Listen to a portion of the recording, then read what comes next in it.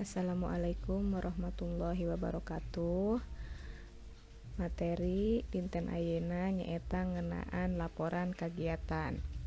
Dina kahirupan sapopoe urang sok diperedih pikeun ngalaporkeun hiji kagiatan, utamana kagiatan-kagiatan anu sifatna formal. Contona sabada ngalaksanakeun kagiatan OSIS, pupuhu OSIS kudu nyieun laporan ka pembina OSIS atawa ka pembina ekstrakurikuler. Aya oge laporan kagiatan anu ditulis keur keperluan nyebarkeun informasi ka balarea.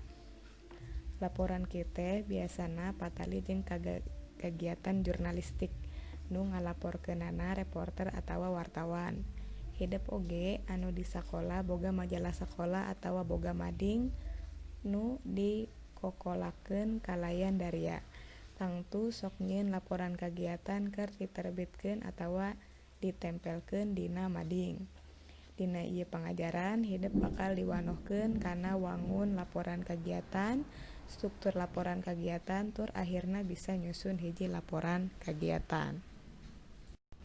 Struktur laporan kagiatan aya 3, anu kahiji bagian bubuka, nu kadua bagian eusi, nu katilu bagian panutup. Karangan laporan biasana kudu lengkep ti awal nepi ka akhir.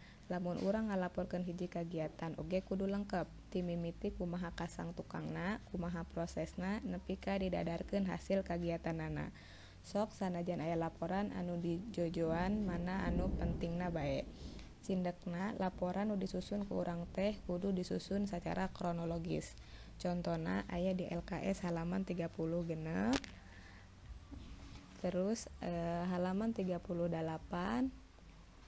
sareng halaman 38 eta contoh kagiatan laporan kagiatan aya anu formal sareng aya anu henteu formalna. Aspek kabasaan. Aspek kabasaan ieu biasana sok aya dina laporan kagiatan atawa nu sok dipake dina sapopoe. Dina teorina kecap wancahan teh lain ngan ukur kecap singketan, tapi aya keneh wanguna anu sejen. Di antarana kecap tingkesan, kecap singetan, kecap tangkesan, kecap memet, jeung kecap sirnaan.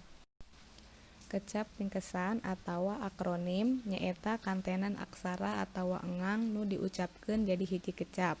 Contona kata Disdik tina akronimna Dinas Pendidikan. Terus aya di Perpu, Peraturan Pengganti Undang-Undang jeung sajabana. Nu kadua aya kecap singetan nyaeta kantenan aksara atawa engang anu diejah masing-masing.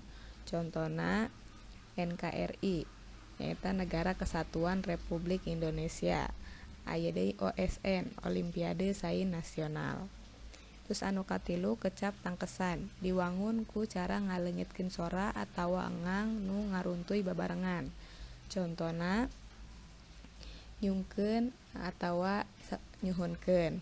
Tangka nyaeta datangka, terus kataning jadi geuning. Jadi kecap tangkesan teh kecap anu dileungitkeun sorana.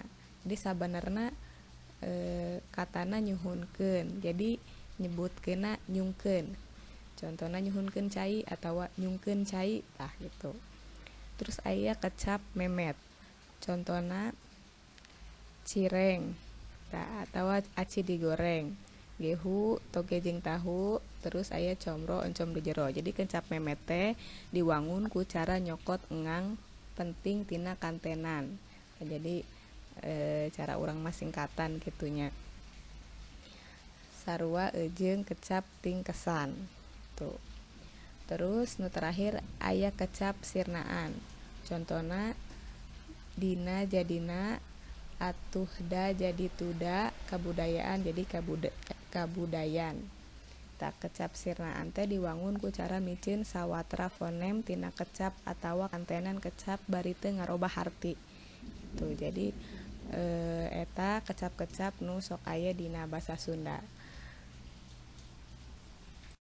Sakitu wae materi ngeunaan laporan kagiatan. Mangga dikerjakeun tugas latihanna supados anjeun ngartos kana materi nu tos didugikeun. Mangga bilih bada aya patorosan ngahubungi Ibu tutup. Wassalamualaikum warahmatullahi wabarakatuh.